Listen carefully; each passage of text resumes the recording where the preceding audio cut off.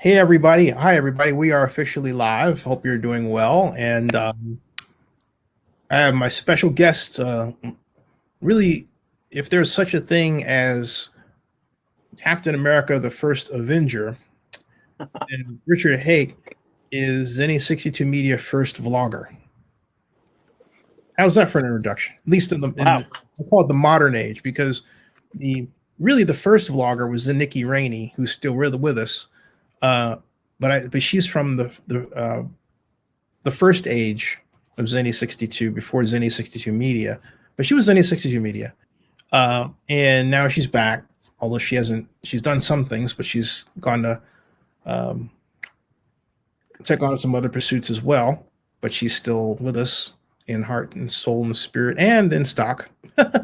um, got to talk to her about that. Anyway, and Richard is what I call he is the first vlogger of the second generation of Zenny62 Media, the corporate generation. Yeah. So anyway, all that aside, Richard is also our designated Oakland A's guy. He's been there to interview Dave Cavall. He's talked to him at open houses and everything else. So Richard, what do you think about all this? I'm all over the place with this thing because there's so many ways to look at this and so many ways to we've been through this before with the Raiders. Nobody thought they would leave, and we all listened to economists and talking heads and various experts, and and it seemed impossible, and then there they went Until it was possible. yeah. People were like, there's no way they're going to get 3/4 of the vote or 2/3 or whatever it was that they need, and here they came away with one vote against. So You mean for Las Vegas? Yeah, for Las Vegas. Yeah. Oh, I thought you meant for the legislation, because the one thing that I'll never forget is that that November. Was it the unanimous vote from that they got from like the city council or somebody? I forget.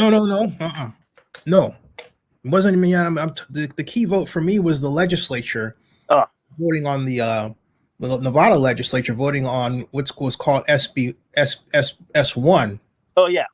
And that, among other things, what was called the Southern Nevada Tourism Infrastructure Act. And the Southern Nevada Tourism Infrastructure Act had within it, among other things, a $750 million bond issue. And the tax and everything is very detailed, quite unlike what we see today. Right. But something happened on November 14th at 12:16 at night, which threatened to basically kill the deal. In fact, I thought the deal was dead. And it was the release by the Nevada Department of Transportation that really came like a thud, like boom. It was a $900 million estimate for transportation improvements around what was called Las Vegas Stadium, what we now call Allegiant Stadium. Yeah. And that boosted the cost of the entire deal to well over $2.3 billion. And the talk even back then was, who's going to want to have a facility like that with all the traffic problems it's going to cause? And then I remember Steve Sisolak, who's now the governor and was in the commission, was saying, well, people should get used to spaghetti growth or something like that,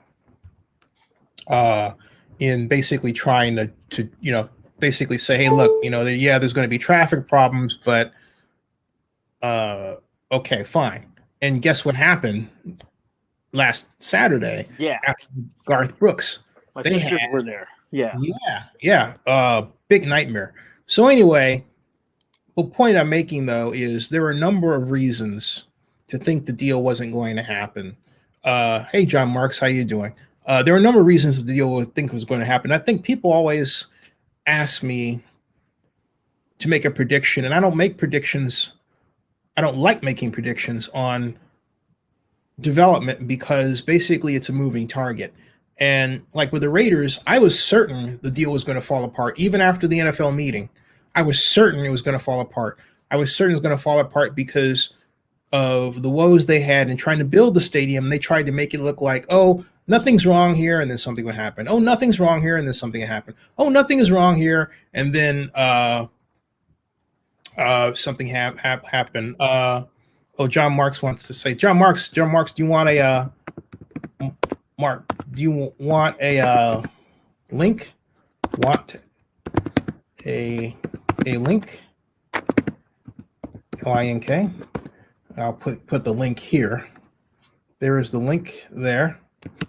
But at any rate, my point is that there were a lot of reasons to think the deal was going to fall apart, at least for me. And on the other hand, the reasons for me to think the deal was going to fall apart had to do with some serious issues structurally that they had to deal with. I'm not talking about construction structurally, I mean financial structurally. And there was the fact that they were sort of rushing this through in this kind of hillbilly-ish way that, and I said it like that, where they would say, let's just build it. And, you know, you had this feeling that it was close to being one of those facilities like the Drew, what they used to call the Fountain Boot. You build it, and you know maybe you have a cost overrun, you run out of money, right? Yeah. So not everything gets built, okay? So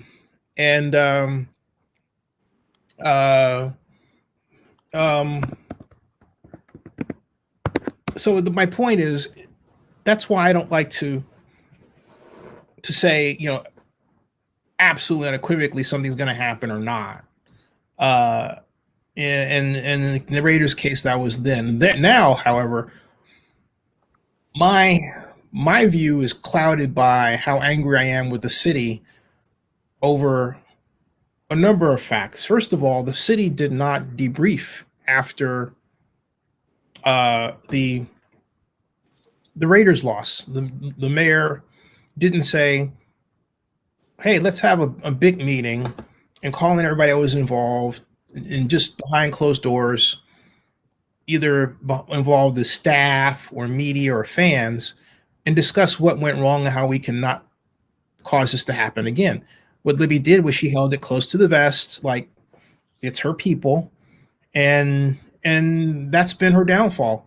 And that's been our downfall because she's the mayor of our great city, and she's my god sister.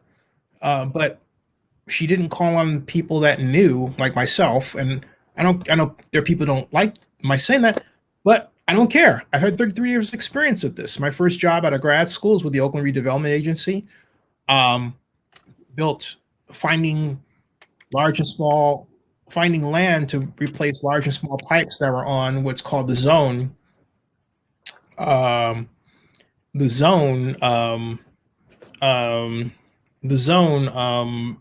Property across from the Coliseum, which at that time we wanted to be a price club. And then my second job was to create a memo, because our assistant city manager, as a report, said, hey, we have an issue where EB Mud wants to put a wet weather storage facility at a Crescent location, which I'll show you what it looks like. It's where I-80,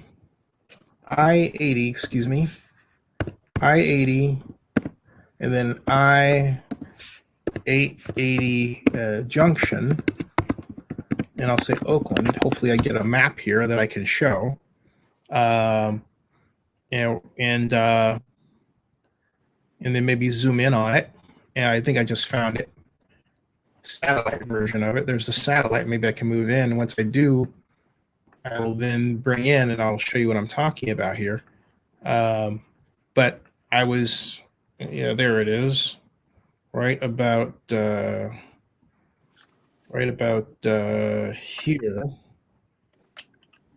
Toll Plaza. Yeah, there it is. Okay. Right there. Okay. Now let me zoom in on that one more and then bring this in, and I'll show you the area that I was given responsibility to do what I'm about to describe I had to do.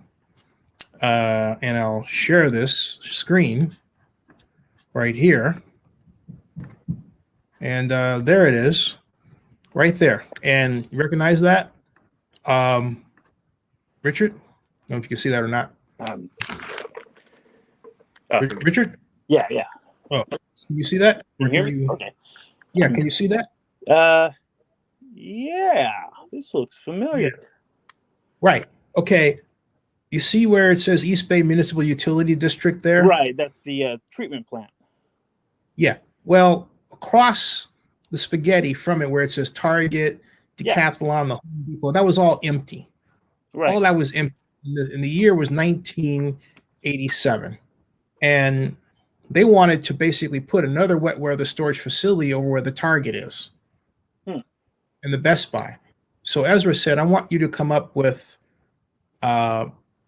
here's a series of land uses: $125,000 big, 125,000 square foot big box, I think 300, 400 units of hotel, offices. Give us a sort of give us a full range, and this is what we're thinking about putting it. And I want you to create an economic argument. I want you to tell us how much tax money we would lose by not developing it, particularly not developing it that way. And so I calculated the sales tax revenue, the property tax revenue, since it was also a redevelopment project area that the Oakland had. It was really odd because it was a redevelopment project area for Oakland, but it's Emeryville land, right? So I did that, and guess who won? We did. Why? Because what I was asked to calculate the economic impact for is there right now. You're looking at.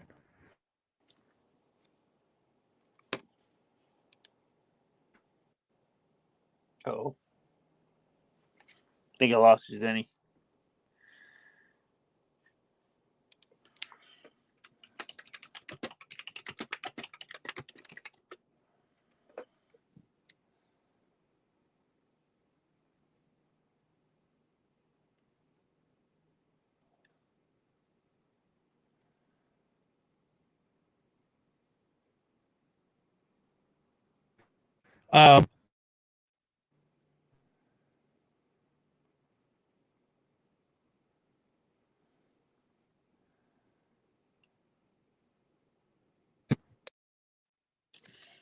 That's what I did. That was 1987. So I did a resume show or something. Hello, Richard. Richard, are you there? Richard, I can hear you, but hello, Richard. I think I'm still here. Still here. Are you still here? I'm still here. Let me try something here. Still here.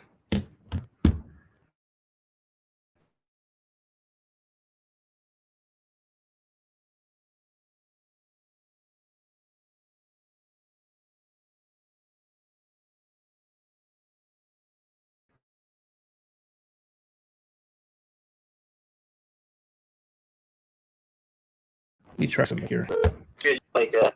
Oh, interesting. Okay, let me try to reconnect you because I'm seeing everything. So for some particular reason, you've got to reconnect your stream there. Okay, so I'll leave and come back. Oh, you know what? You may not need to. You know why?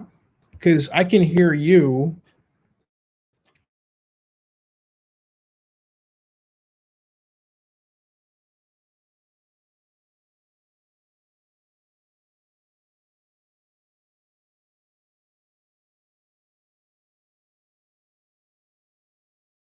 And I've got the phone on, and people can hear. Oh, yeah. So anyway, what I was saying is that we're at this point where the know-how to do what I learned to do in grad school is not there. Okay. And I think also, and I'm just going to go through and get the comments here for people. I'm not going to be, I'm going to say something else too, by the way. This is the last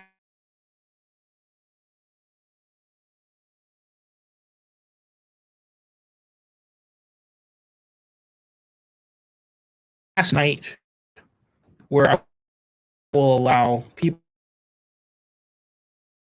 who are not subscribed to chat. In there, that's a first consideration of a negative consideration. And if you come and not use your real name, and I don't know you, or who you are, you're not familiar, you will be, and you say something ridiculous, you will be blocked. I don't have time for immaturity. I just don't. Okay, it's not a matter of being emotional about the A's or anything. I just don't like it. I'm a grown man. I don't have time. And in fairness, kids don't act like that. So enough. So my point. All right. So let's with that.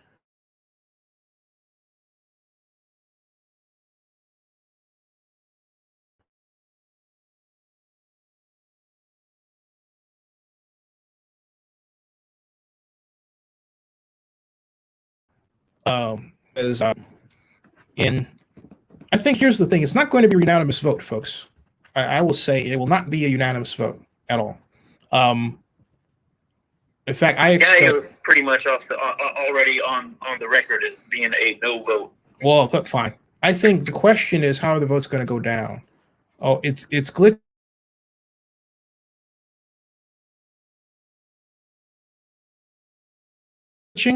Okay. Here's what I'm going to do.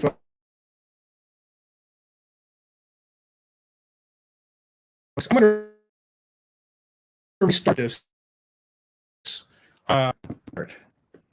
We'll restart now. Okay, put that there. And say we'll restart. I'm going to restart. Give me 1 second. Don't go anywhere, Richard. I'll be here. I'll be right back. Okay.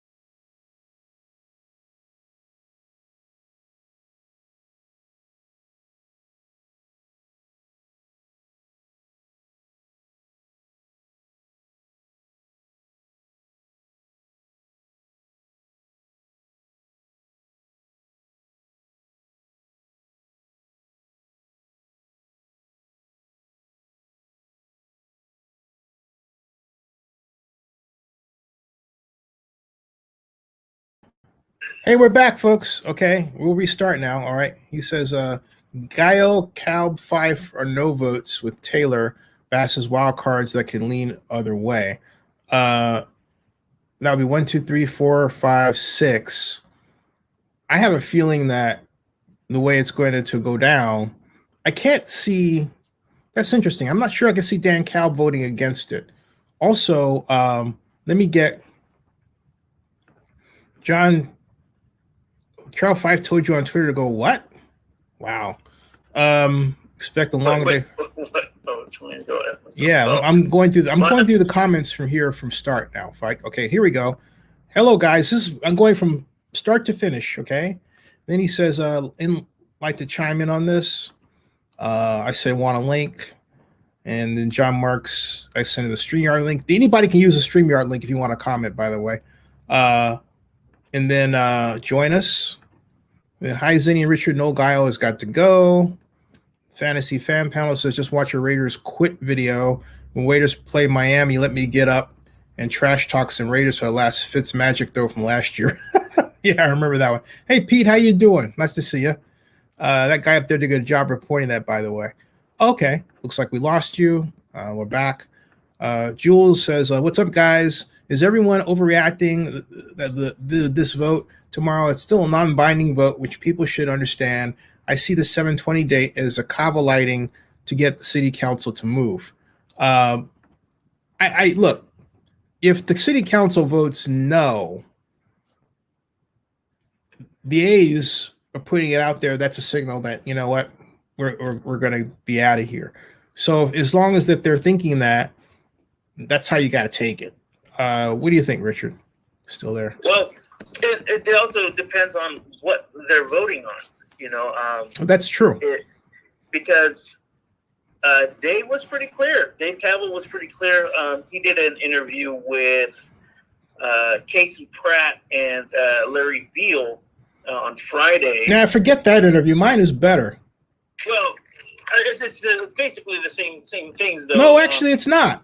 It's not. And I'm sorry, that's mainstream media. We got our own stuff. Screw those people. Well, but I appreciate, though, that now I'm going to play mine. I'm going to play mine because I'm going to play mine. And the reason I'm going to do that is because it's more technical. And the other reason I'm going to do that is this, and it's something that Richard, I'm saying this publicly. You have stock on this. I've got stock. All right. We have to be vigilant about building what we have. I don't give a fuck about what these guys do because they don't know half as much as I do. And they don't have me on. So I don't care what they do or say. Understand? I don't care. Understand. No. So I'm going to play my video. Well, hold on a second. I'm going to play my video because I can get Dave Caval like that. I've got him twice. And you holding stock in this company should be watching that first, not somebody else. And I'm saying that just out here. We got to build this thing, man. All right. I understand, Zinni. And here's one was ahead of the other. Well, here's the point. Here's things in one interview that he didn't say was you. Well, but hold on. Let's forget that. He talked to us. He talked to Zenny 62. I don't care who else he talked to. I don't. You know, folks, I'm going to say if you have your startup, you can't build a startup if you don't believe in your startup. The reason why when Twitter died, the reason why when Twitter was created, the reason Pounce was bigger than Twitter. This was 2006. I was at the Twitter launch party. Kevin Systrom, who later went on to build Instagram, spent more time on Twitter than he did Pounce. And he was the founder, one of the two founders with Leah Culver. All right. Pounce eventually died. You have to believe in what you build, because if you don't, who else is going to? All right. And if the president of the A's is coming to you, you don't need to, because they're not saying, hey, Zinni Abraham interviewed him and this is what he said. So why the fuck should I give them that? And I don't want an answer to the question either. I mean that. That's wrong. And you're part of this. Okay. So again, it's a matter of forgetting that. You have to build. And you have to be, I don't care who said what. No, but I care about. Hold it. You're not getting it. Hold it. You're not getting it. Okay. I'm going to keep pushing this until the cows come home. It's about us.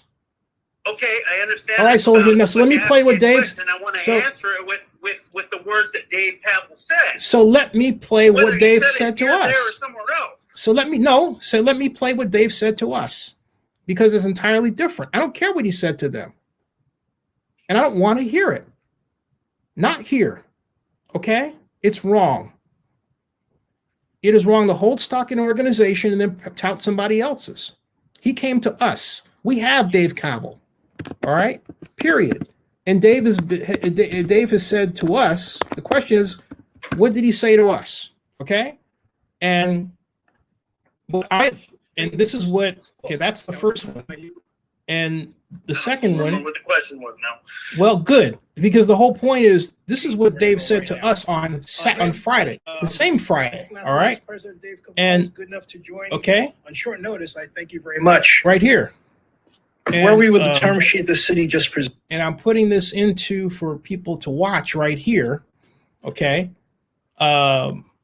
Because this is what Dave said to us right here. Allow. And there's Mr. Cobble right there, okay? Here. Presented. Well, we took a step backwards this morning with the new release term sheet from the city. You know, we'd been in almost 3 days of marathon constant negotiations. I thought we were getting a little closer, but the term sheet as it's released really lacks details and specificity on how the infrastructure financing is going to work and who is going to be responsible for the different dollars and backstopping it. And so we just need more detail than that to be able to move forward with this $12 billion project. And we're hopeful that either the city entertains and votes affirmatively on our proposal, which we put out earlier, or a derivative of that. So, and we're still open to that, and we're trying to have negotiations to get to that. And this is why I absolutely agree with what he's saying, because when he says that the term sheet says nothing about financing, okay? It didn't, and I'm sure, I know for a fact it's changed. I know for a fact the city has changed. The reason why I know it is because someone whose name I cannot mention specifically contacted me about the alternative that we talk about here, specifically community revitalization, investment, community revitalization and investment authority act process, which basically is a whole new redevelopment agency that we will be able to start. And so Dave said that what he's talking about there, but in our talks, Dave has never contradicted himself, because we both understand development process. And I've asked him a lot of extremely detailed questions, because what I'm trying to do is figure out what their thinking is in terms of how to, I'm trying to get to yes with him. I'm not trying to do a gotcha. I know way too much about development to get into that kind of structure. And so it's not necessary. What a lot of the people that you're quoting, Richard, they haven't put together a development term sheet. I have. They haven't put together spreadsheets. I put together tons of them. Okay. So I don't want to be compared to somebody who doesn't know anything. If they had to go out there and build one of these things by themselves on their own and lead a team, they couldn't do it. But that's not the question you asked. It might.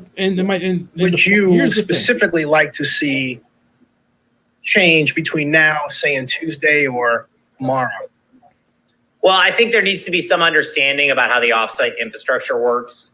I think we also need to have a better understanding of some of the additional taxes that they're putting on the project, the condo transfer tax, the transportation tax. These are new things that I think they're trying to generate some more dollars. But, you know, we already have $450 million in community benefits that we're putting forward, you know, $1 billion for the general fund. And I think a really innovative and creative way to approach and use SB 293, Skinner's bill, to actually make this entire project work. And we believe in that. That's why we spent so much time in Sacramento getting it approved. We don't think it should be abandoned.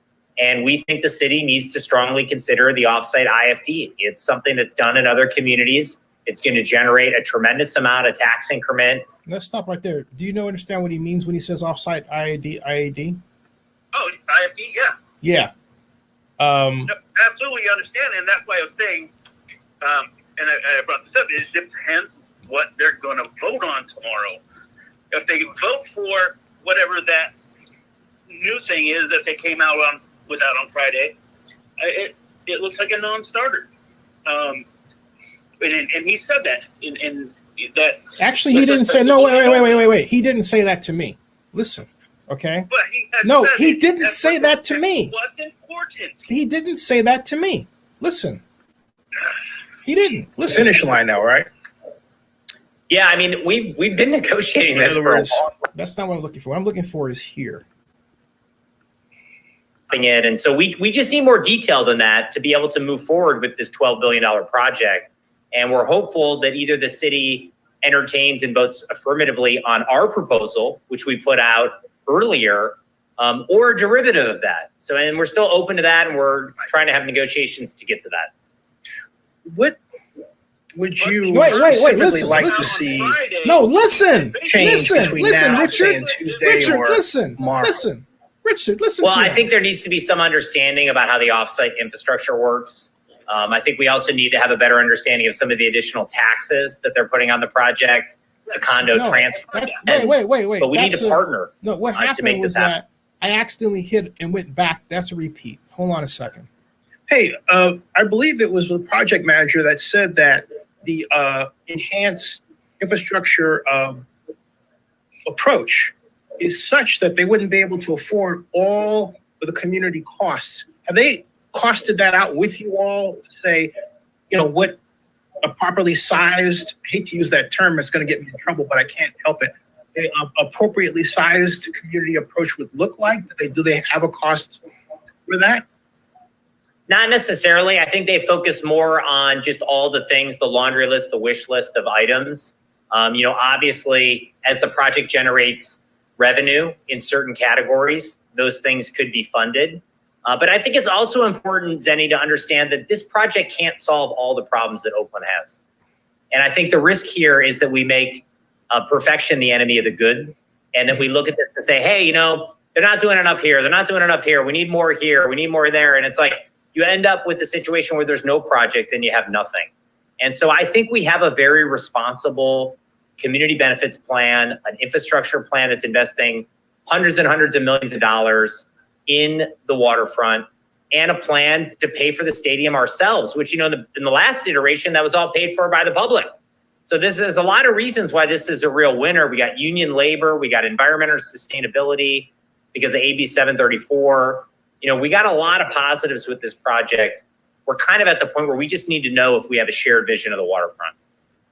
And something else too, regarding lack of sources and uses, it seems to me that if you had it early on, you would have been, at the Now, when he says lack of sources and uses, you understand what he means, right? I'm sorry, say that again. When he says lack of sources and uses, you understand what he means, right? Yeah. What does he mean? Well, can you play it back Yeah. so I can hear it in context there? Yeah. A lot of reasons why this is a real winner. We got union labor, we got environmental sustainability. Let me go way back here because community approach would look like. In a position where we need to get this sorted out immediately, or we need the city to really step to make these work. They'll respond to a math assignment with an English paper they'll see that's the infrastructure side. It's kind of getting it approved. We don't think it should be abandoned. And we think this right here, the transportation Tuesday or tomorrow. Well, I think there needs to be some understanding about how the offsite infrastructure works. I think we also need to have a better understanding of some of the additional taxes that they're putting on the project, the condo transfer tax, the transportation tax. These are new things that I think they're trying to generate some more dollars. But, we already have $450 million in community benefits that we're putting forward, $1 billion for the general fund. And I think a really innovative and creative way to approach and use SB 293, Skinner's bill, to actually make this entire project work. And we believe in that. That's why we spent so much time in Sacramento getting it. No, stop there. SB 293. Have you read that, Richard? Yeah, that's the right. Skin. And I know you read it because you asked me. Right. That's what he said he wants to stick to. Now, city staff has said they don't. Okay. Yeah, they want to redo everything and no, that's and the reasoning behind it, why they took away the second ISP. No, that's not it. That's not it. Other. That's not it. Okay. And that's why I get upset with quoting other people who don't understand it. Okay. SB 293 Skinner, if you understand it and read it, allows you to create different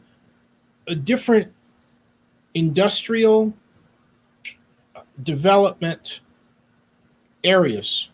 Right. As per plan. It can be anywhere. And if you stick to SB 290, okay, but the primary source of tax increment revenue is Howard Terminal itself, which the A's own all the land to. Mm-hmm. So there's no need to have another zone someplace else. Where the city gets tripped up and this is a big technical problem, okay? And a lot of people don't know that the city is getting tripped up because they don't know this. But you don't have to have an overlay where you have an enhanced enhanced infrastructure financing district for the tax increment, which then feeds into the community development district. You don't have to do it that way, but their consultants are telling them to do that way. And that's not in SB 293 Skinner. Mhm. Okay. Dave No. wants to stick to the legislation that was designed by them and signed into law by the government, by the Governor Newsom, October 11th of 2019. And if you continue to read that, it allows and it destroys the idea that you can't use the tax increment in East Oakland, unlike the East Oakland Stadium Alliance has tried to argue, because they don't want Howard Terminal built. Okay. Right. And so if you just stick with SB 293 Skinner, well, let's listen to Dave. Approved. We don't think it should be abandoned. And we think the city needs to strongly consider the offsite IFD. It's something that's done in other communities. It's going to generate a tremendous amount of tax increment that can do a lot of positive things, both on the community benefits side and on the infrastructure side. It's kind of a win two ways over. And I'm hopeful. And see, what he's talking about is that offsite IFD allows us, you can have multiple. You don't have to have just one, but you can have one in East Oakland. You can have one in Chinatown. You can have one in West Oakland. Okay. Mm-hmm. And each one of them can have their own tax increment generation. Right. Okay. That's SB 293 Skinner. Yeah. Okay. And that's what Dave wants. Now, the city is switching, Molly Mayburn has said the city wants to switch away from that, but they haven't given a cogent reason why. In listening to Rebecca Kaplan and her explanation of why they want to abandon the JLS, the Jack London IFD, is because this is what she was saying in the but that's different from Board of Supervisors thing, was that basically they wouldn't be making any more money based on their projections of like 6.5%. But that's different than the concern regarding, that's got nothing to do with SB 293 Skinner. You can do that in either way, okay? That's why I'm saying it's a separate issue. Hold on a second. That's a media issue. That's people are talking about that based on something they said they don't understand. The fact of the matter is that I can do that. That IFD that you're talking about was introduced in 2010 in the Gruen and Gruen study. The tax increment was already calculated for that. And not only that, no idiot bases their, only an idiot, to be frank with you, bases their assessed value on a map. You base it on your target for the assessed value. In this case, in order to reach the tax increment calculations or revenue to pay for the community benefits that the community spent over a year working on, you need $2 billion in assessed value. Have you tried the spreadsheet that I built? No. Have you seen it? I've seen you doing it on your stream. Anybody can use it. It's right there on Oakland News Now. And the reason why I say that is because you can play around yourself with different levels of assessed value, and you can understand the relationship between assessed value and tax increment revenue. But the bottom line, to make it easy, if I may, is that if you have if you target 2 billion, it doesn't matter. 2 billion, look, the ballpark's at 1.5 billion. All right. And in this talk later, I asked Dave Cavall if they would like a development partner. He said yes, which means they don't have enough money to finance everything there. They want partners. I've assembled partnerships before. I almost got Frank Robinson and Magic Johnson to come together to buy the A's. That was 1998, among others. And so, yeah, like, so these things to be solved with different owners who have, kind of a better plan. My question to you is, with what the city introduced on Friday of their own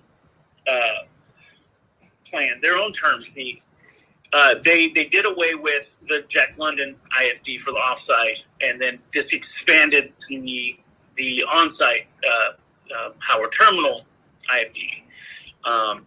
Now, what I understood was the reasoning behind getting rid of the Jack London and unattaching Jack London for offsite was because it wasn't going to make more money. That basically, at this rate, they weren't going to make any more money than they already are going to make, and that it would tie the city's hands with the money that is generated, instead of that money going to the general fund like it already is. And that's where that's converted directly into infrastructure, the program, the things that it's targeted for in the IFD. And that's BS. Okay. And the reason why I can show that's BS is I'll go right to the spreadsheet right now. Okay. And that's why it's important to understand that this is a math problem. That's what Dave and I were talking about. And I'm saying this to people. Don't get tied up on what somebody else, don't quote people. Do your math. The tools are there.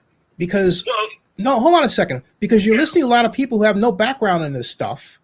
And you're quoting. This is Rebecca Kaplan. That's so I don't know what her background is, but I mean she's the vice mayor and the council member at large. I mean I'm having to take whatever she's saying to some heart, because this is what she is putting forth to the board of supervisors, and when she spoke, or I don't know if he was in front of them or via. Yeah, I know, but I've known Rebecca for a very long time. I love Rebecca very much. Rebecca is also wrong.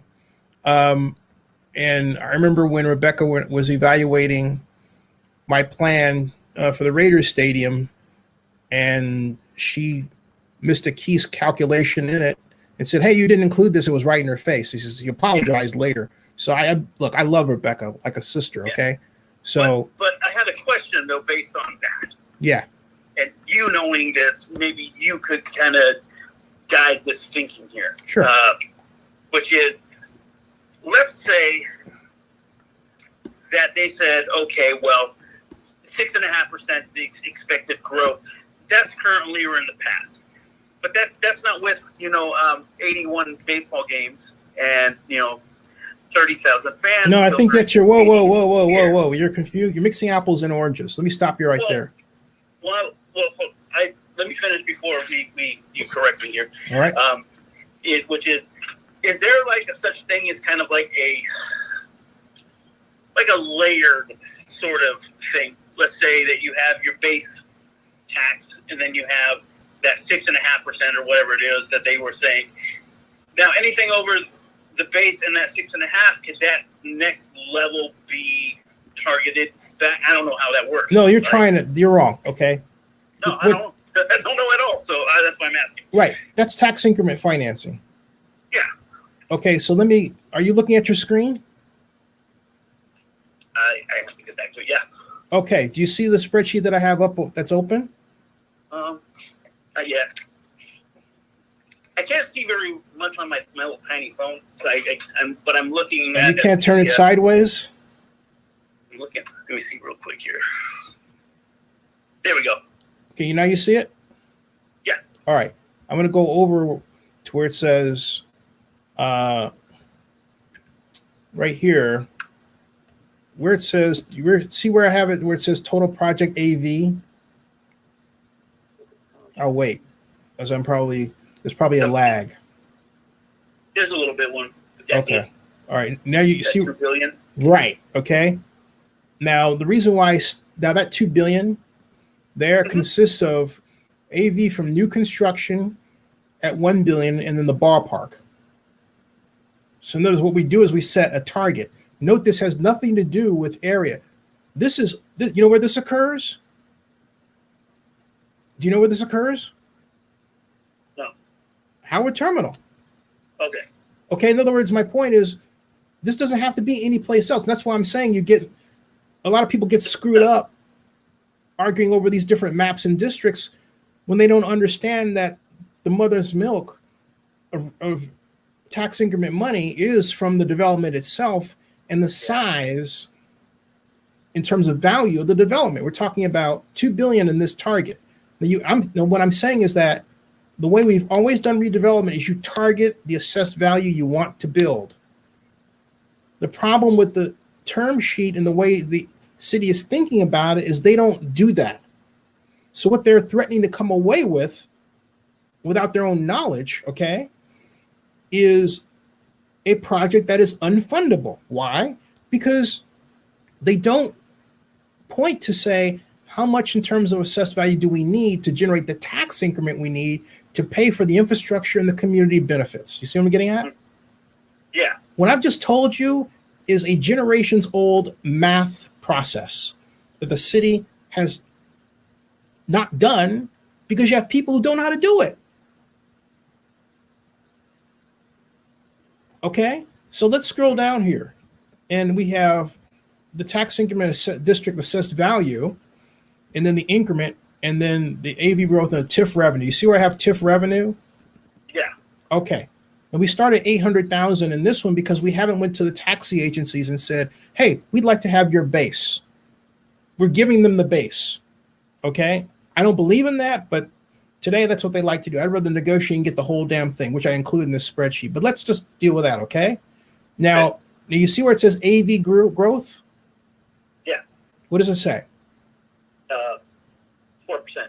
Thank you. Or Yeah, right. Now, the average rate of growth in Jack London has been 6.3% per annum.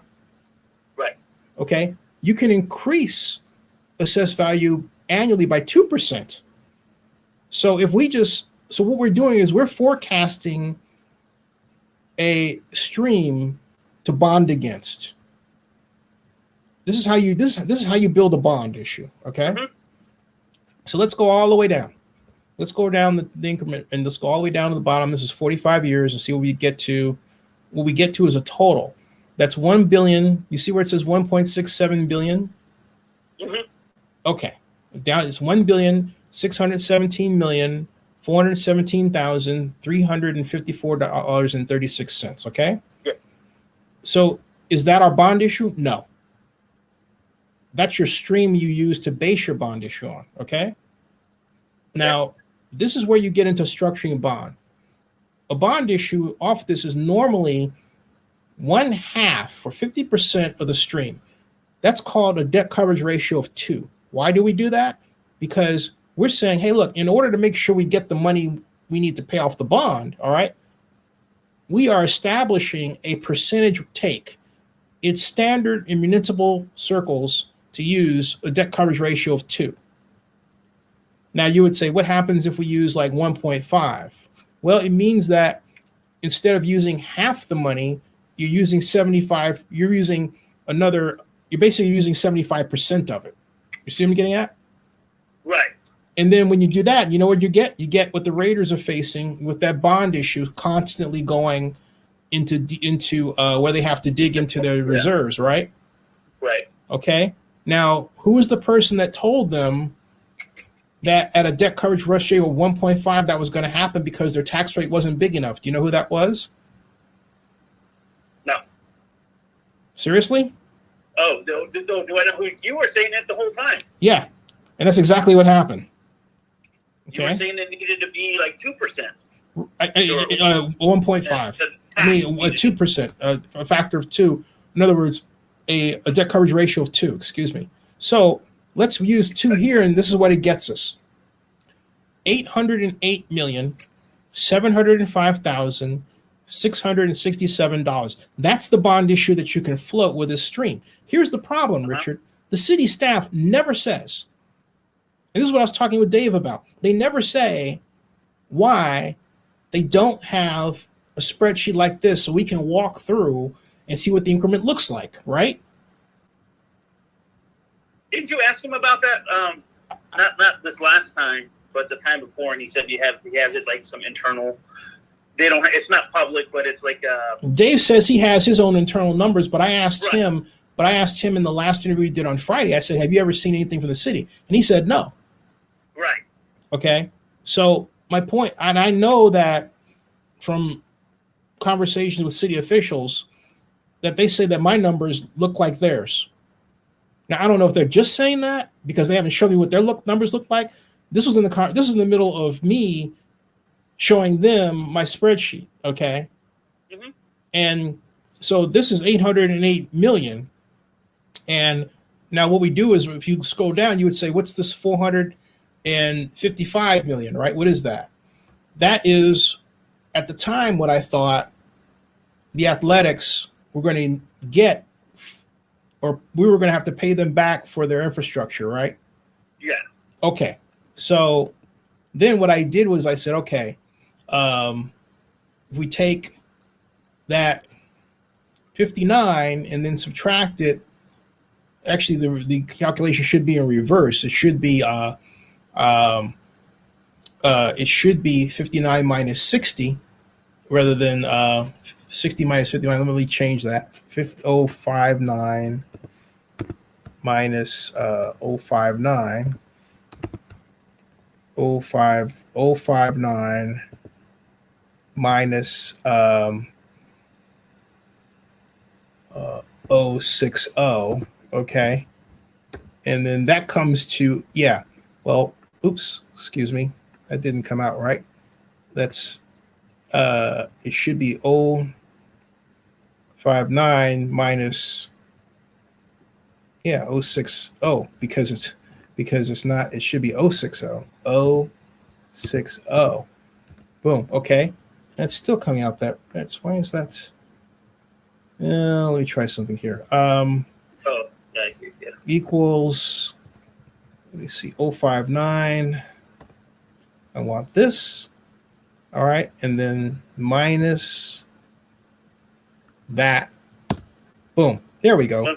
353. That's what they have left over. $353,705,667. Okay.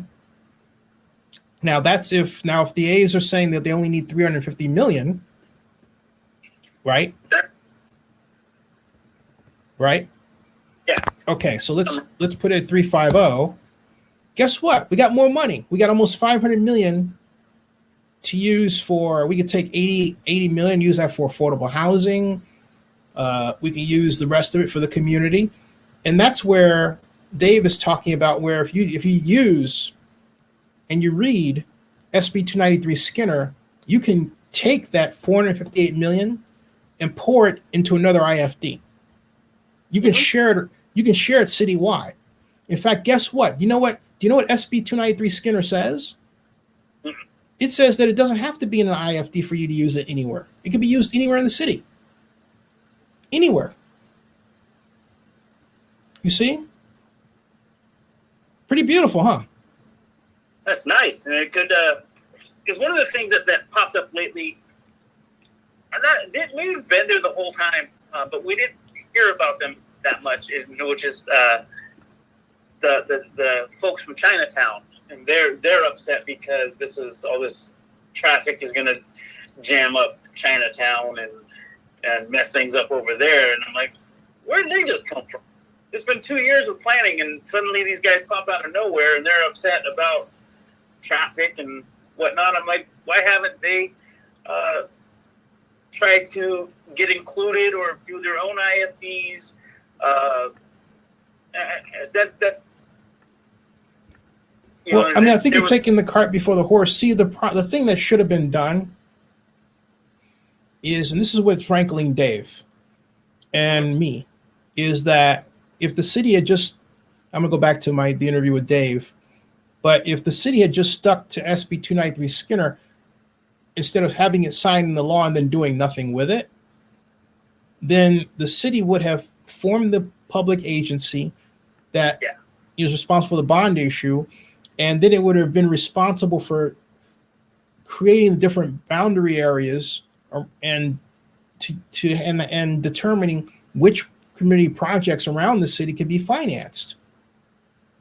And we've lost a lot of time because they're incompetence. I know people don't like that I use that term, but there's no other way to describe it. That's what happens when you have people who don't know, they lose time. And what is the whole song? Losing time is losing money. Okay? Losing time is losing money. Straight out, losing time is losing money. And all they had to do was really find a consultant and ask them. Well, they did. What they did was they found one that didn't know that. They found one that basically came up with some gobbledygook reason, and I know what it is because I've been there, not to use SB 293 Skinner. Basically, what it boils down to is when you're getting consultants that are used to doing a enhanced infrastructure development financing district in the way that was structured with SB 628 Beal, the 2015 enabling legislation for the enhanced infrastructure program that we're talking about now, that has an entirely different set of requirements that than SB 293 Skinner, because why? Because SB 293 Skinner is specifically written to deal with the A situation. Now, what bothered me at first, and here's where there's a difference, because he did say early on in another conversation with me that they didn't want to use SB 293 Skinner. And I was like thinking, why did he want to move away from it? But now he's moving back to it. Okay. And which is a great thing because they developed it. And it really, I think the reason he's moving back to it is because the amount of time that they're losing, and the fact that every other alternative that's been thrown to them doesn't work in their favor. And you always stick with the thing that you built. Okay. Always. You always stick with the thing that you built. Okay. Let's play what Dave was saying here right now. That they'll see that that's a good part of this project. I'm curious, why is it that it seems to me, correct me if I'm wrong, that the city seems afraid Listen to this, Richard. This is what I was talking about. Listen to this. to roll out its tax increment calculation and have a cost umbrella under which you all can appropriately negotiate? Or am I wrong? And what I meant to say was a revenue umbrella. So in other words, hey, look, if I'm going to get 1.6 billion, here's what I can play with, right? Yeah. Because I didn't show you the other part of that spreadsheet. I'll get back to that. But We have not seen that. We have our own internal numbers, but it's really important to have the sources and uses to understand where the money's coming from. And that's what he's talking about, sources and uses. Where's the money coming from? Where is it going? In the spreadsheet, that's what I showed you, right? I showed you the source, and then I showed you the use, right? That's what he's talking about. Made it very simple, right? The city hasn't done that.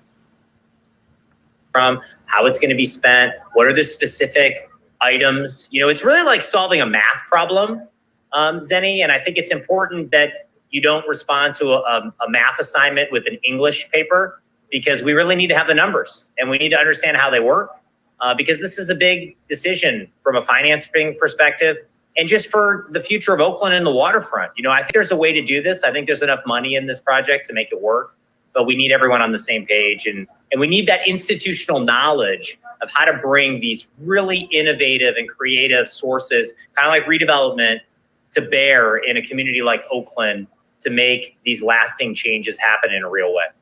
Something that bothered me, I had an exchange with an elected official, I won't say who, but in the document, it mentioned that the affordable housing component was based on California redevelopment law.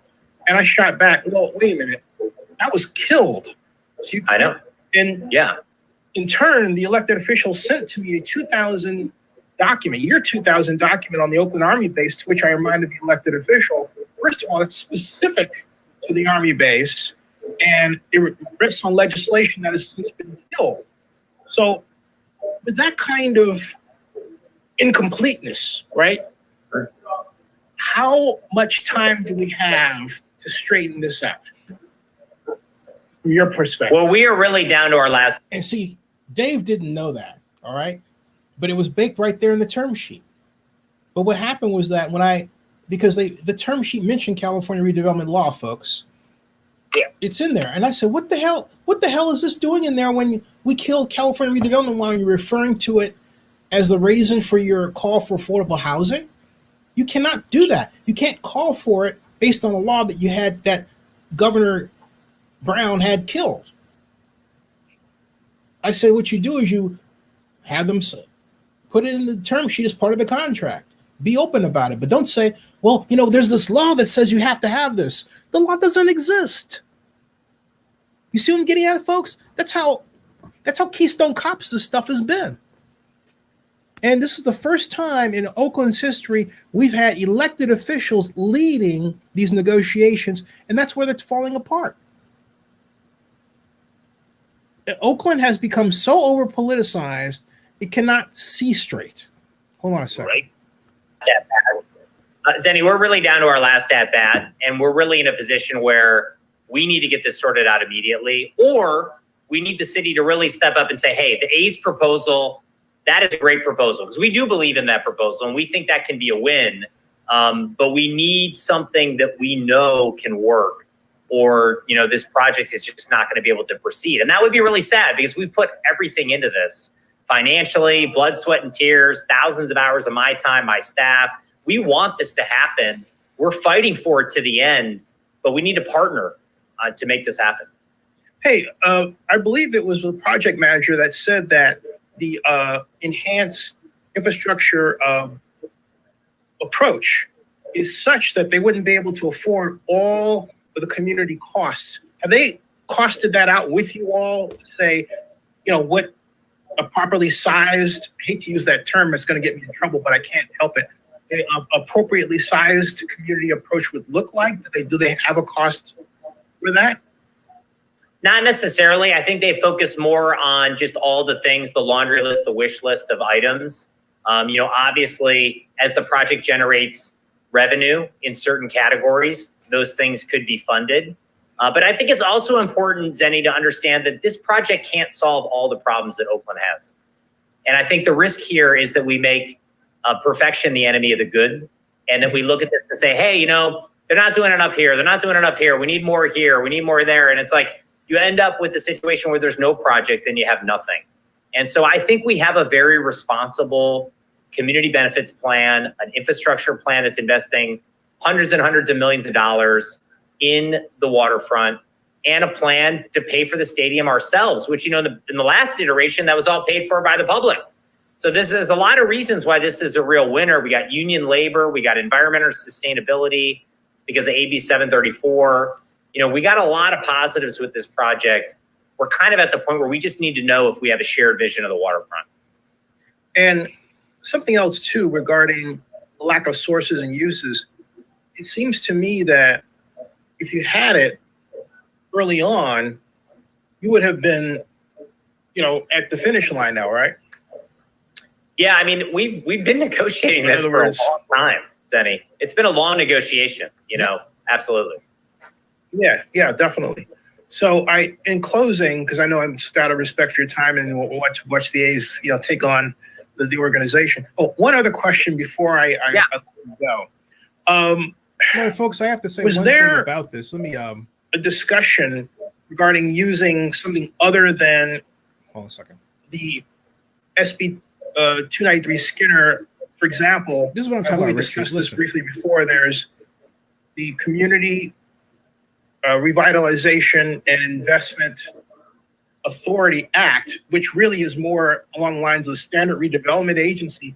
And I know it's a last minute introduction, and I have to apologize because it was something that when we talked in April 2017, I didn't know existed. It was that quiet. Right. But it's used in Indian Wells and a number of other and in Riverside, among others. And it's more effective at getting you the funds that you need, but also getting the community the funds they need without these restrictions.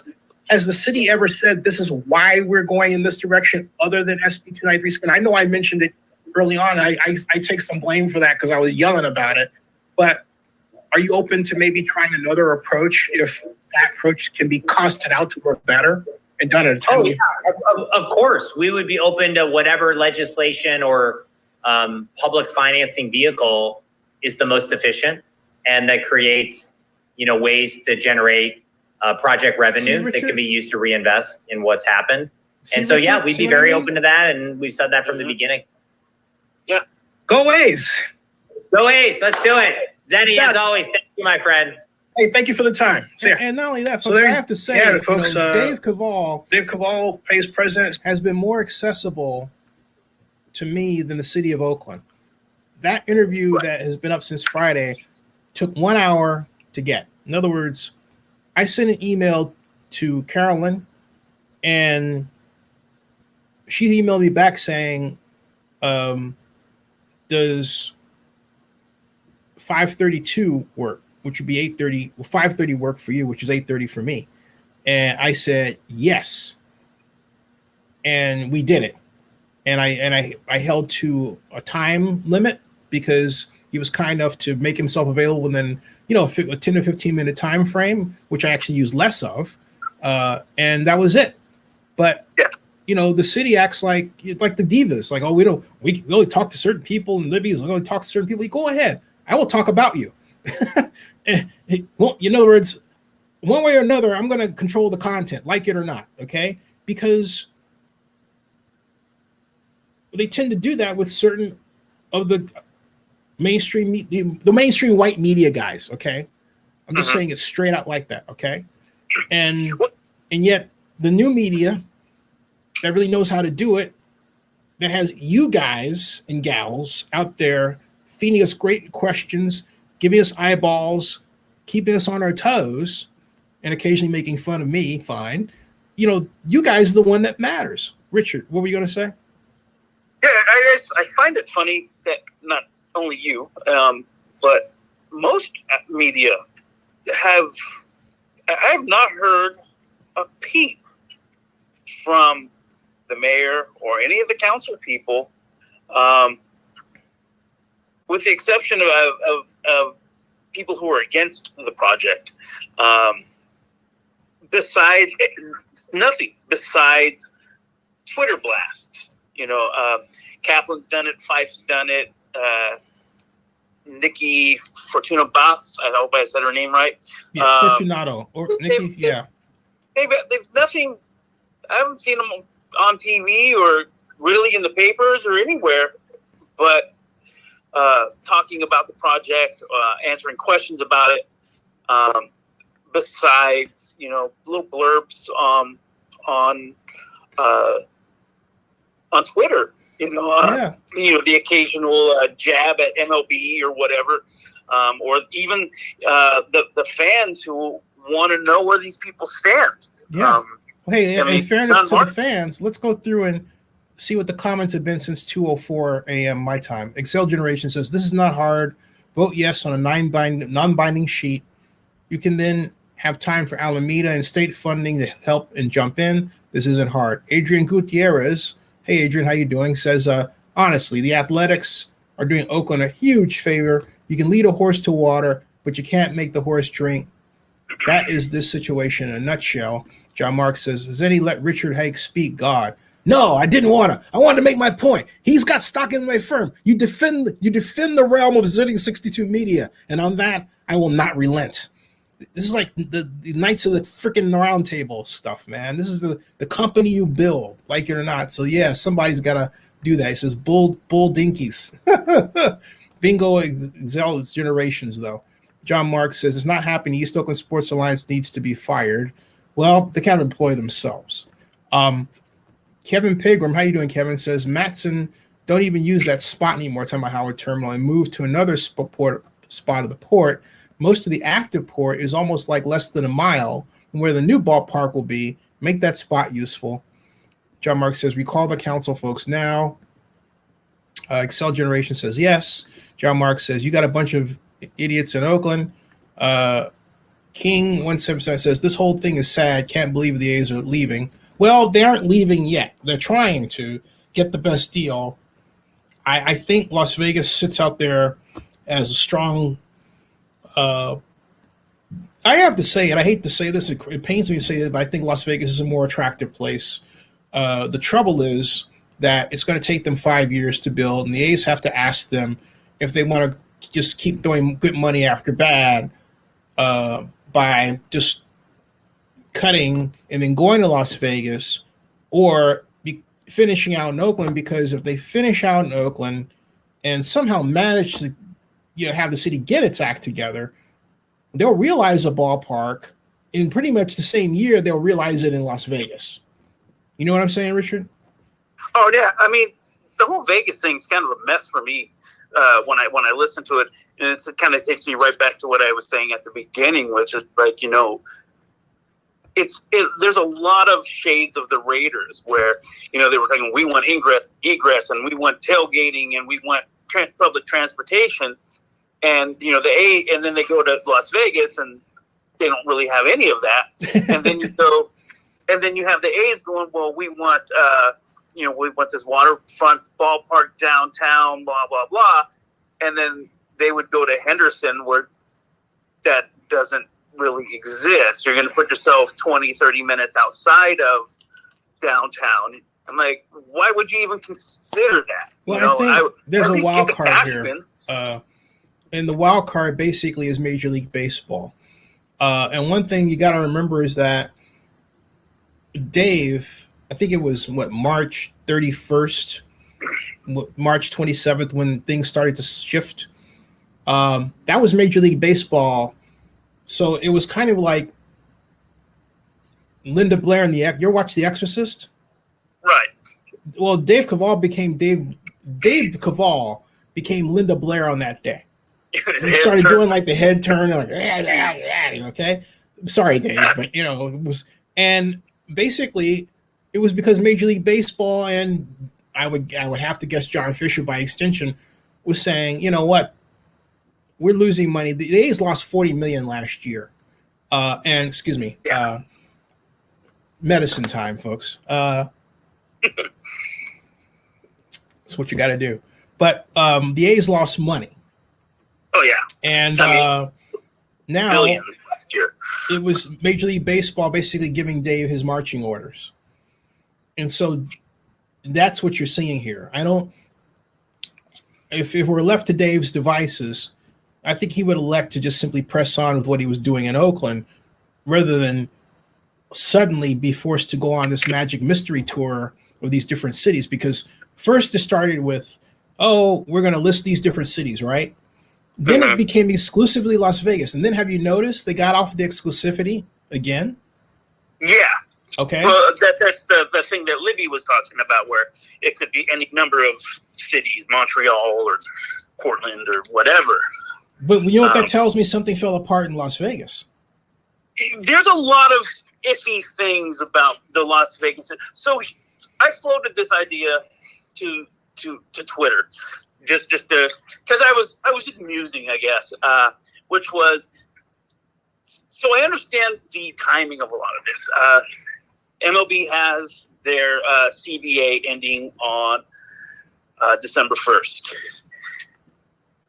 Ideally, and if you go by what Rob Manfred has said, he wants the A's and Tampa Bay Rays stadium situations figured out, because when they come back to bargaining for the next CBA, they want to push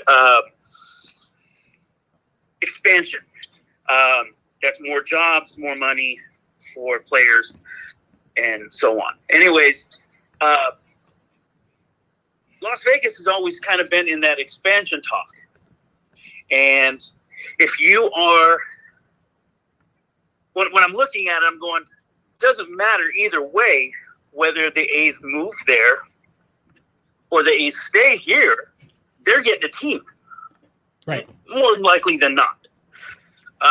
So I'm just wondering, I wonder if all this Las Vegas stuff is more or less the A's doing MLB's dirty work and testing the market for feasibility of an MLB team. Well, it is, because he said to me in our other interview, have you seen our other interview? Yeah, you did it, what, like Monday or so? Yeah. In the Monday interview, Cavall said, look, we're doing our due diligence. In other words, what folks in development parlance, the A's are in the pre-development phase in Oakland, and they are in the evaluation phase in Las Vegas. In other words, pre-development is when you start doing your plans, your negotiations, basically laying the groundwork to get to a development agreement with the city. Okay, that's pre-development work. All right, they're not even at that stage in Las Vegas. They've got no land. Okay, so the idea that they can just sort of up and move to Las Vegas or just stop and do it isn't easy because, as I said early on, and I said to Dave, I asked him in the interview that we had last Friday, well, you're going to lose 2 years. And he didn't bite on it, but you're going to lose 2 years. Yeah. That's 2 years that's 2 years of your life you got to get back. Well, not just that. I mean, when I think about it, I'm like, what is the cost for a team to get a fan? Like, there's these metrics, that companies use. How much does it cost for me to get a customer, and to acquire new business? And I kind of always wonder. I'm like, how? We saw with the Knights. They can put 18,000 people in an arena. We're still waiting to really see how it pans out with the Raiders. They haven't had fans yet. They sold a lot of tickets, but how many of those are to, how well will those pan out over, 2 or 5 or 10 years? What's attendance actually going to be like, since a lot of the buyers of tickets and PSLs are scalpers and secondhand dealers. Right. So, you could have a sellout game and only 2/3 of the stadium's sold out. And you got a lot of empty seats because those guys tried to, ask for too much money for whatever the product is. But Richard, anyway, there's another component there that's active. If we talk about Las Vegas and Nevada, that's less active in Oakland. Mm-hmm. And that's gambling. And as Dave agreed, right, and as Dave agreed in our conversation, that the A's are looking at a $40 million revenue take from gambling alone if they get something going in Las Vegas. Yeah. Okay. I saw that. Now, there's a thing coming up. I wish I knew the name of it so I can actually sound like I know what the hell I'm talking about. Let me respond to something. Adrian says, it sounds like there's a lot of corruption going on in Oakland. Sorry. It's not, Adrian, it's not so much that there's a lot of corruption. Here's what it is. You have a lot of people who don't know how to do redevelopment who are city staff. And they are quite literally learning this on the fly. They're dealing with consultants that only know one way, and they're doing cookie cutter because that's legally defensible. What the consultants the city has on with public financial management were not the ones that created SB 293 Skinner. And Nancy Skinner created that. Okay, if this were ran perfectly, someone from Nancy Skinner's office would be constantly involved in this because it's their legislation.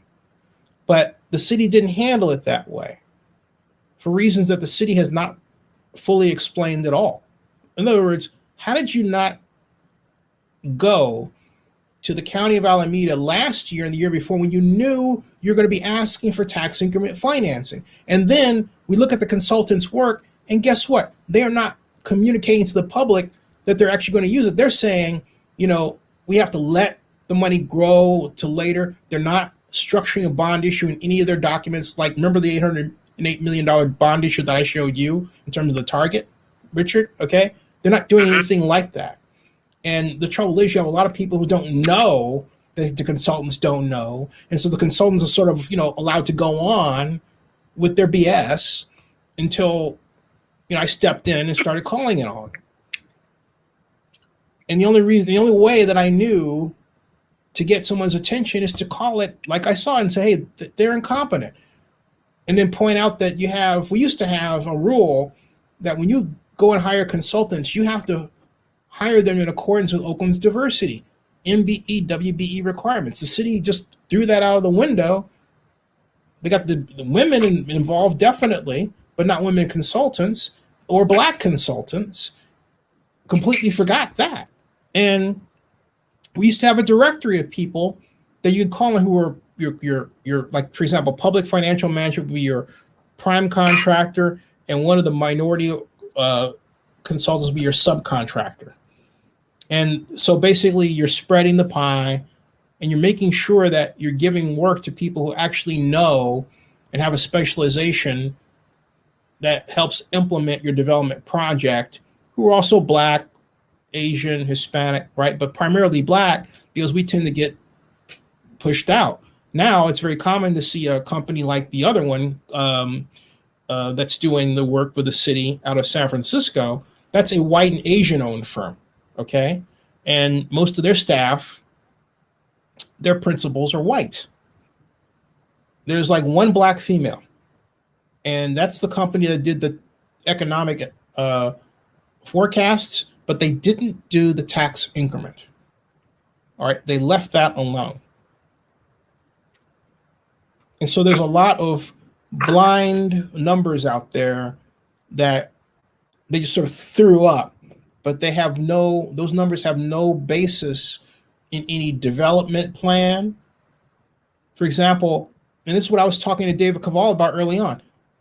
I said, hey, look, you shouldn't go out there saying you're going to put out $12 billion in development over what period of time? He goes, that's our final build out. Oh, say, okay, fine. So why didn't you tell everybody what the tax increment would be from that? That's within 45 years, right? He goes, yeah. I said, yeah, dude, you know what that comes out to be? It comes out to be 9.5 billion. So if you're going to have tax increment, you have to follow along with that. But it proves that you had Dave making the same mistakes. But guess what? I don't expect Dave to know this. He's never done this before, but I expect the city to do it because it signed SB 293 in the law October 11, 2019, which calls for tax increment financing. It's right there in the damn legislation. So when the city writes something like that, you would think they would realize that, hey, they should know what they're doing and know what they're talking about and call the Caliana immediately and say, hey, you know what? We need to negotiate now before we get into 2020 because we need your tax increment from Howard Terminal. It's only 22 acres. It's no problem. Okay? So there you go, Adrian. It's not corruption. It's lack of know-how. And what happens in government all the time is that lack of know-how sometimes tends to look like corruption. All right? John Mark says, when me, I give a blank check to Mark Davis, kept the Raiders in Oakland and go after the Warriors. Okay. Excel Generation says, I would say incompetence more than everything. There you go. Libby needs to resign. Just let her finish out the term. Recall them, folks. Because look, let's waste more money on recalls. It's not only wasting money, but you know what? What good is it going to do to change horses in the middle of the stream when all we have to do is change how the horses behave? Okay? Mm-hmm. And that doesn't make any sense. Right. So I wanted to get back to where you were.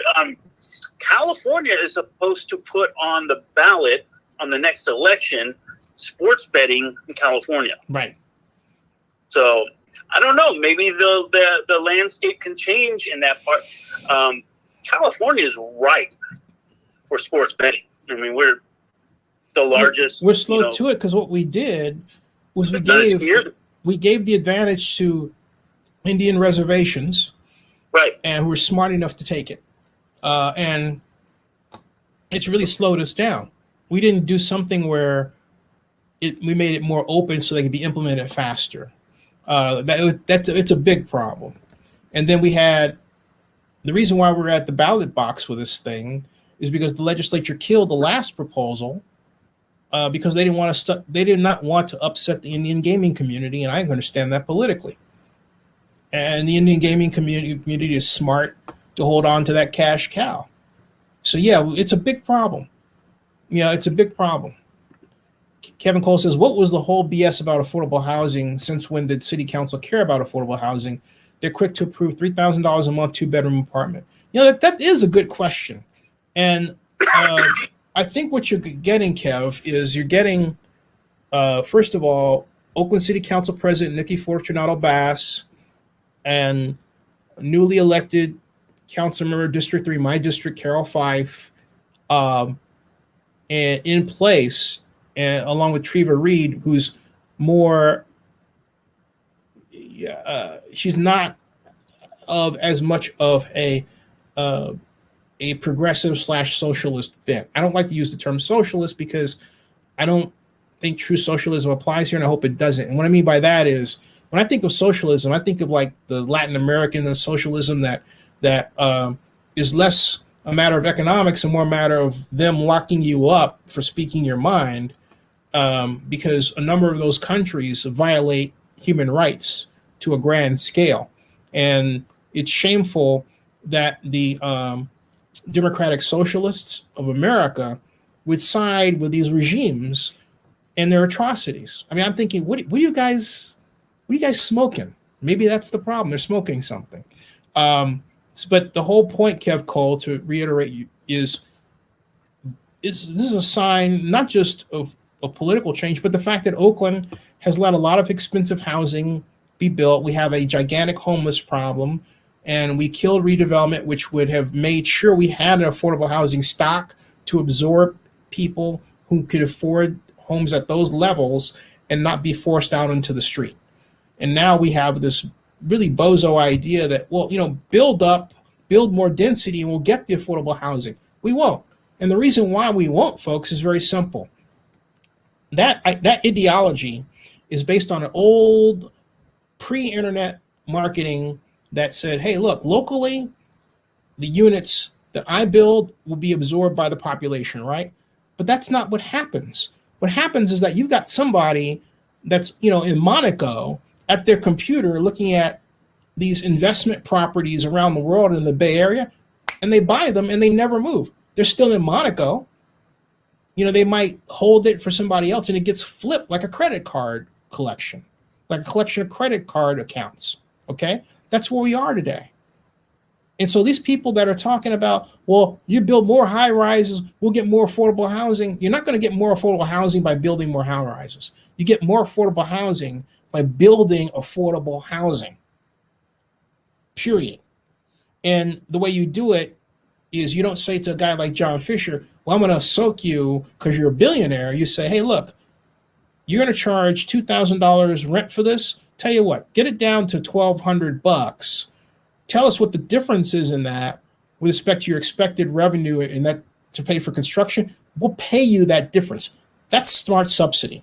That's how you achieve your affordable housing. All right. But yet we have this, we want to soak them. Great. So now we'll be left with an Oakland where all the private buildings that are around were built by people who didn't have those ties in terms of those requirements, and they just built the non-affordable housing. And guess what continues? The whole gentrification problem continues, and we never solve our homeless problem. That's what we're getting at. Okay? Hope that helps. I mean, right now, yeah. I don't know if you saw the hey man, thanks, Adrian. Thanks, man. I don't know if you saw what I did earlier, this live stream I did. I mean, yeah, I did see it. It was good. I'm in a really weird spot. I invested in a business, and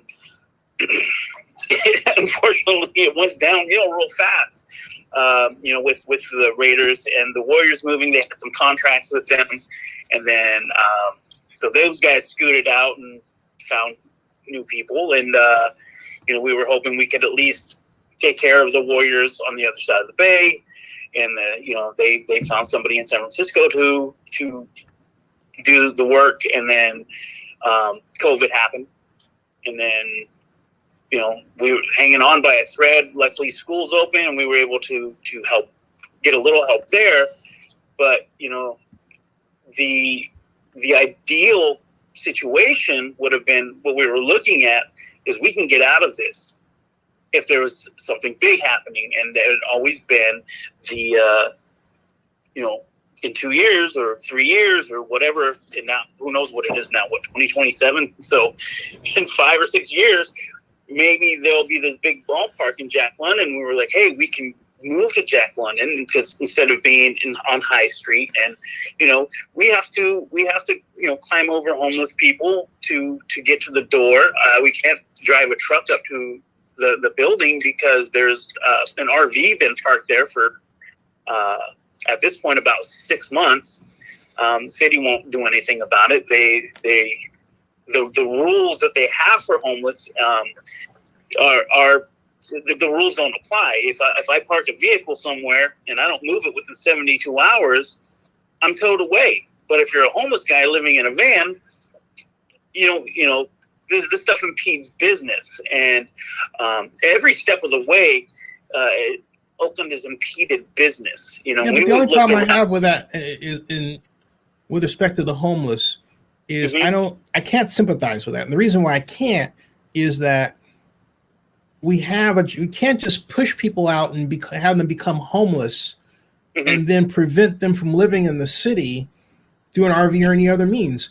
And my point is, you have to re-engineer the society so that people can afford to live in the city in a way that's acceptable. Right. You have to remember that if a person's we're getting kicked out of our building. But here's the thing, though. Right. But here's the thing, Richard. Because they're going to turn them into condos. And they should stop that. And my point is that, but we do have a moratorium on that. But here's the thing, too. At least we do in Oakland. Okay. And my point is, we had it for some time. And my point is that you have to remember that people now, and I think this is forgotten by a number of government workers in terms of economic development. If you have a person who's a vendor at Lake Merritt or in an RV selling jewelry, guess what they are? They're a business. And now more than ever, small businesses matter than they have before. The trouble is the government is not giving small businesses enough money to get over this pandemic. Yet people have supply chain problems. What does that mean? It means in 5-year-old language, they can't get their goods they need to do their business. And because transportation is screwed up, because you have people who are sick, people who are dying, and impacted. We're not taking seriously how much our economic system around the world has been damaged by the pandemic.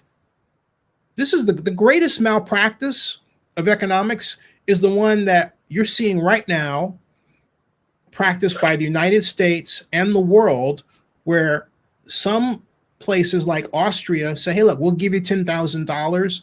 The United States has a backlog of getting assistance to small businesses that applied for it, like Zenny 62 Media, by request, back last year for our economic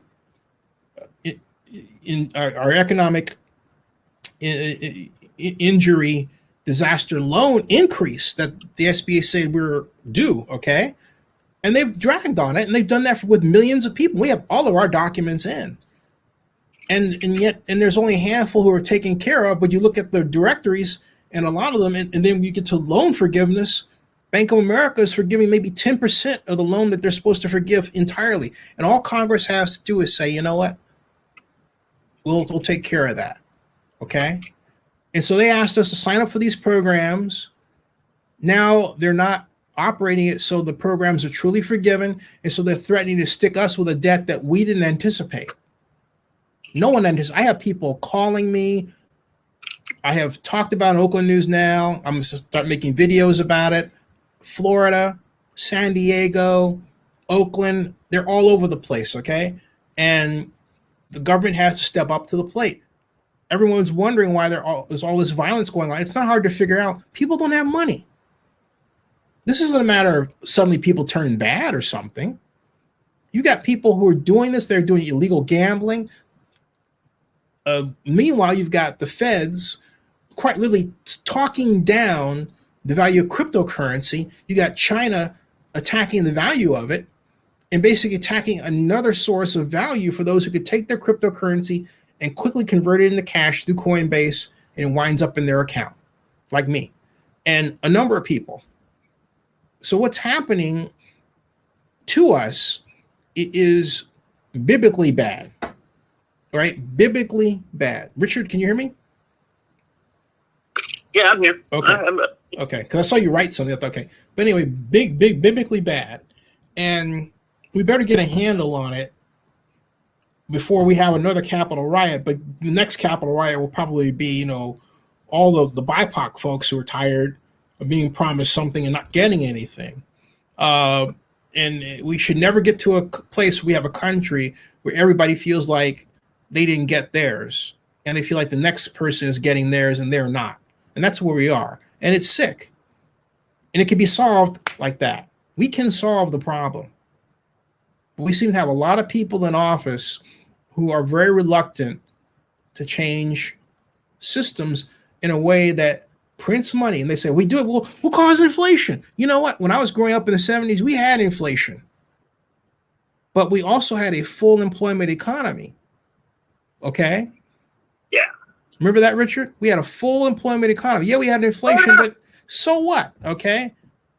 All right. And then after the oil crisis, we got over the oil crisis, but then all of a sudden it was like, and the multinationals had to go and find cheap labor in other parts of the world. And then the cheap labor became cheap robots.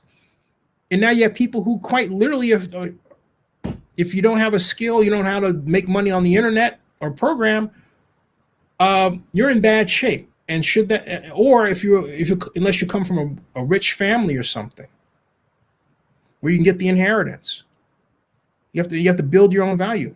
But the worst thing in all of this is for the government to stand in the way of cryptocurrency and stop us from trying to create an alternative source of value. It's quite obvious people need it. And what's going on is criminal. Thoughts, Richard? No, I agree completely. It's a mess. it's definitely a mess, and Oakland's smack dab in the middle of it. Yeah, it really is. Yeah. I mean, Oakland and California can't do it all on our own. Where I feel like in the last couple of years we've had to, extend, whatever you want to call it, credit or subsidies or loans, whatever. California's kind of had to do its own legwork because the federal government, didn't want to do anything. They didn't want. Oh, hey, Richard. Yeah. Richard Hake has John Marks has a question. He wants to know, what business do you own?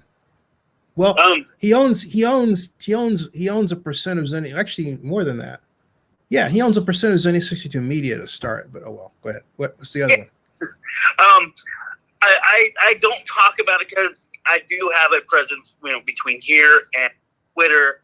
I don't. People are mean. They're jerks. They're vindictive, and so I don't talk about that stuff on Twitter and on YouTube. It's a business that we don't need to advertise. It's business to business.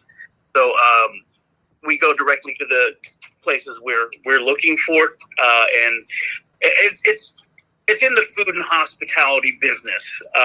But I guess you would say we're more of like a caterer than a restaurant. But the idea is, that we had was we were going to expand. Like, hey, let's open a joint over in Jack London somewhere. This is a great opportunity. We do have funding available if we do want to do that. But at the moment, we don't know if there's the ability to sustain a business like that alone in Jack London without some other thing. I mean, there's a lot of restaurants and tap houses and wineries in that area, and we could go in there and open our own spot and make some noise if the spot was right. And it would need to be that sports sort of thing. Like the plank, you mean? Like the plank that's there? That. What is that? Like the plank that's there? Plank is cool. It's its own thing. It has its own built-in entertainment value, if you will. It's got bowling and video games, and there's a restaurant and a bar, and that's really cool. Do we need another one of those right there? I doubt it. But if there's a ballpark and you have that foot traffic that's expected to come from the ballpark. And if you have the right place, you could make a killing down there. And there's a lot. I'm not the only one who's thought about this stuff. There's a lot of folks who are coming up for this opportunity. And they're just holding their horses, waiting to see what's going to happen. Is it going to happen? They're going to put shovels in the ground? Okay, cool. We're going to drop our money. You're going to see that area explode like you've never seen before, because there are people licking their chops right now. Not just in Oakland. There's people in San Francisco who are like, I'm begging to get out of the city. Oh, worldwide. I mean, like I said, worldwide. This will be the next great investment place at Howard Terminal if they build it. And it will change that part of Oakland, and it will generate the tax increment, and the city really should bond up front. Hey, so I've got 3:10 in the morning here. I'm going to have to close out. Let me get through more of these comments. Let's see, child generations. I'm not running for office. Adrian says, some homeless people work with the home ballpark. Bingo, hire the homeless. Yes. More revenue that way too. Yes. And John Marks. Oh, I see. Okay. Money for the city. Goodness gracious. Oaktown, Iowa is better. Y'all got a Goton so corny. Rest in peace. Don't know what that means. Richard Hake, I understand that. Maybe we'd offer radio advertising since that his. I think you should talk to John Marks, Richard. Adrian says, I agree the community needs to come back together and help one another until things get back to normal. Richard Hake, we can talk about it later. Zinni, like the way you think. Thank you, Adrian. Back at you. Mr. Pigman says, yeah, Zinni did his homework. I'm trying. I don't understand cryptocurrency. Happy to help. I'm still learning. I'm not the expert, but I'm just saying that I'll tell you with cryptocurrency, everything's going down. So, I don't think the A's want to stay just acting like it. We'll see. Could be, but I think the A's would lose money by leaving. And the simple fact that they are now talking about Las Vegas and other cities after talking about Las Vegas exclusively means that something happened to discourage them from Las Vegas. Period. Okay. Can't believe that my city will be teamless. All the loyalty we've displayed through years of turmoil from the A's, Warriors, and Raiders. We love our sports teams with all our heart. Shaking my head. Yep, exactly. And that's a good way to end it. All right, folks. See you tomorrow at 9 o'clock Pacific, 12 noon here. I'm going to start a new stream right now and basically park it. Subscribe to Zinni62 and live long and prosper. Bookmark Oakland News Now. Any closing thoughts, Richard? I don't know. A very anxious night. I got a flight to Seattle in the morning, and hopefully I get there in time to jump in on that Zoom call. Maybe are you going to broadcast it? Yes, I am. Yeah. Maybe I'll just hang out with you guys. Yeah, do that. But I really kind of want to see what's going on with that tomorrow, and I probably won't sleep tonight. I'm sleeping. I gotta sleep. All right, folks. Good night. We'll see you tomorrow. Good night, Thank guys. you. Thank you all. We'll see you. That ends this broadcast.